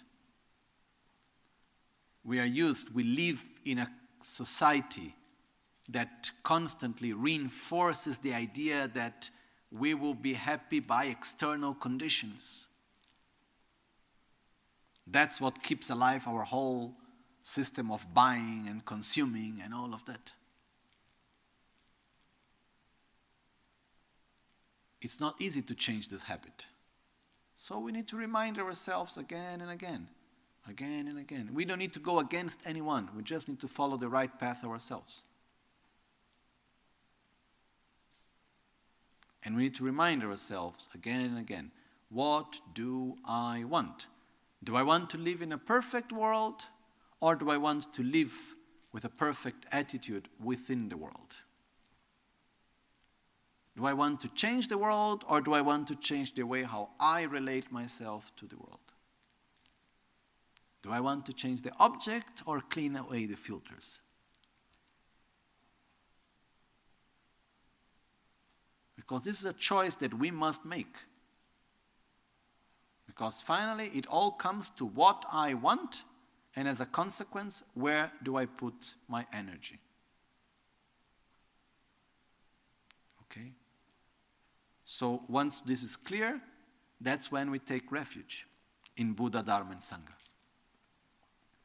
The Buddha is the one that shows us the path to get out of samsara, because Buddha himself have done it. And he shows a very clear path to get out of samsara. And the path is divided into 5 parts, which is called the path of accumulation, the path of preparation, the path of seeing, the path of familiarization or meditation, and the path of no more learning. Tibetan is called Tsoklam, the path of accumulation, Jorlam, the path of preparation, Tonglam, the path of seeing, Gomlam, the path of familiarization or meditation, and Miloblam, the path of no more learning. It's 5 thresholds that we need to go through. Okay? So when you talk about Buddha that shows us the path, actually in Buddha's teachings, it's incredibly precise. All the steps that have been given to us of what we need to do to go from where we are now to become a Buddha. It's very precise, all the steps that are there. And we will share it more in these next days coming, step by step. Okay? So I take refuge in the Buddha. Please show me the path. Please guide me through it. I take refuge in the Dharma, which is the actual path to follow, is the actual treatment. I take refuge in the Sangha, which is the company that I have in my path. And I take refuge in the Guru, which is the embodiment of Buddha, which is the one that physically is here helping me and showing me the path, is the example of the Dharma being put into practice, and is the teachings that are given to me, and is also the support on my path. So the Guru is the embodiment of Buddha, Dharma, and Sangha. So taking refuge is not, I put myself in your hands, do what you want with me. This is not taking refuge. Taking refuge is, I rely upon you, show me the path that I will follow. It's like if we are sick and we go to a doctor, we must rely upon the doctor and the treatment and the nurses. Otherwise, we would not get cured. Okay? So the path starts, the journey to enlightenment starts when we wish to get out of samsara, and this becomes our true main priority. When we develop the so-called renunciation, this definitive emergence, when we believe I can make it and that's my sole priority. And then we take refuge. This is when our journey truly starts. Until then, we are preparing. We are learning about what is renunciation. We are learning about what is samsara. We are learning about what is nirvana. You know, we are like small kids imagining that they are playing, that they are traveling, and they are playing, that they are this and that. We are, how to say in English, like theater. We are like, how to say, fake playing and role playing. Okay? We are not really walking on the path, but we play as if we were. We start truly walking on the path when we develop this deep passion for liberation from samsara. When truly getting out of samsara is our highest priority before anything else. That's when we start walking on the path. Then there is the next steps that will come after, which is called bodhichitta. But we must first go through this step. This is truly important. Okay? And it's possible. It's not something that is unreachable. So that's why it is said, first training the preliminaries. And once we reach it, then we start with the actual training of love and wisdom. So with this we conclude for today, and we conclude this part of the preliminaries. There are many other aspects that we could go through, such as the general and specific sufferings of samsara. In which general sufferings we have gone through, specific sufferings we didn't, which is when we start describing the different sufferings of the different realms of existence, such as the human beings and animals and so on. Okay, we didn't go through that. We could go, but it takes longer also, but I think it's quite clear that we need to get out of this cycle. Okay? And I advise and request you, please reflect upon it again and again. Read, listen, talk, reflect, until more and more there is this certainty. Happen what happens, I must get out of this state. And the only way of doing it is by developing my own inner qualities, such as love and stability and kindness and satisfaction, in order for me to be able to be well and in harmony wherever I am, with whomever I am, in whatever situation I find myself. And that's my main priority. All the rest is secondary. Okay? So, as I said many times these previous days, we are not here to learn about Buddhism. This is not our objective. You know, if we want to study Buddhism as a sort of an academic study, okay, I don't see that much use on it, but okay. It's nice. I like it. We are here to walk on the path, not to learn about the path. We are here to practice the Dharma, not to be part of a group. The point is not knowing about Lojong. The point is training our mind. So please, follow one step after the other. Do that which is within your own reach. And that which is not within your own reach, you leave it for after. The time will come when it will be within your reach. But if we stay looking far, oh, it will be so nice to be there, and we don't make the step that is in front of us, we will never go anywhere. So first, train in the preliminaries.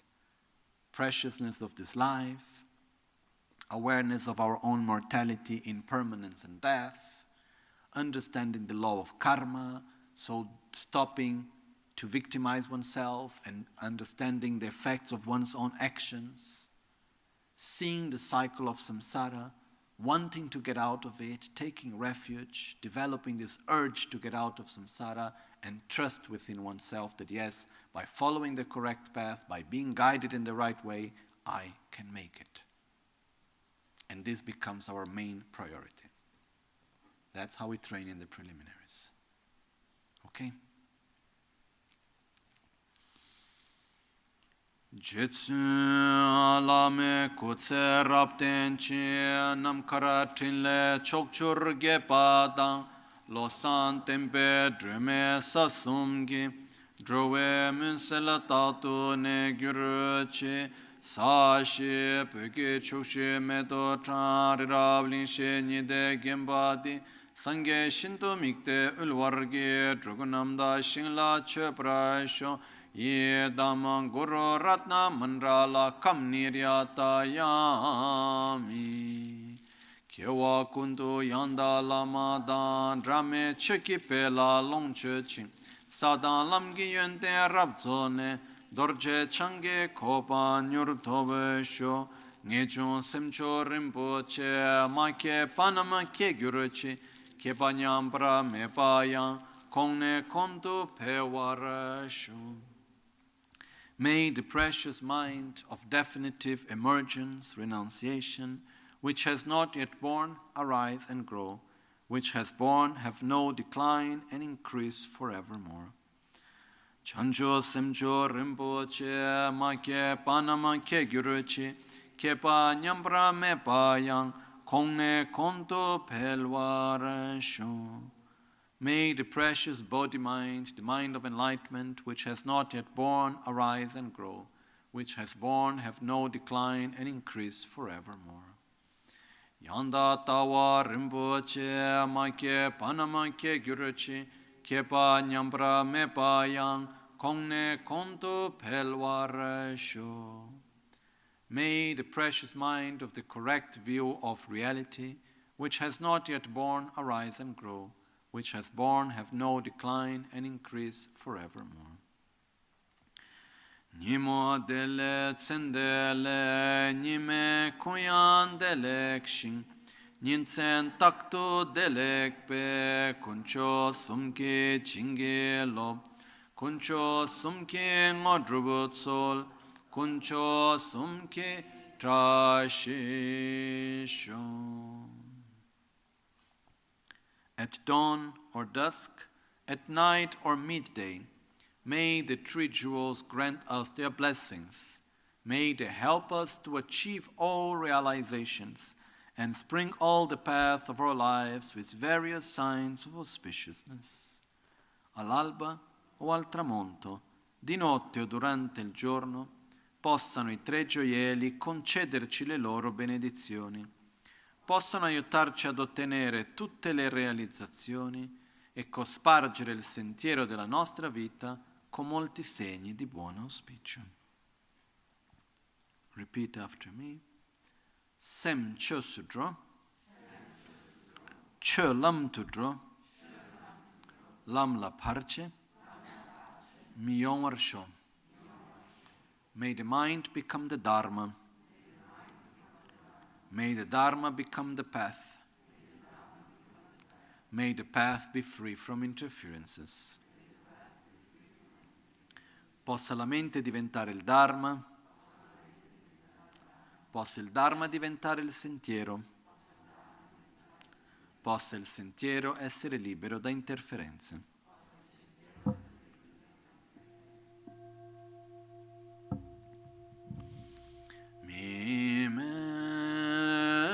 Tsewe terchen chere asi drime kempe wangpo champe liang Dupung malu ya jom se sang we da kanche kepe tsogen tsongkapa lo sang ang trakpe shabla asolwade.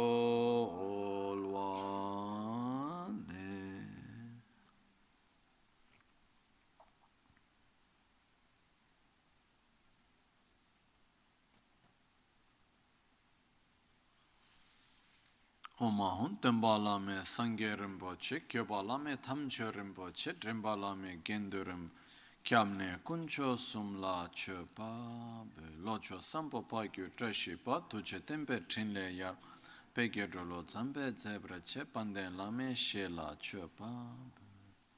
Buon appetito, grazie a tutti.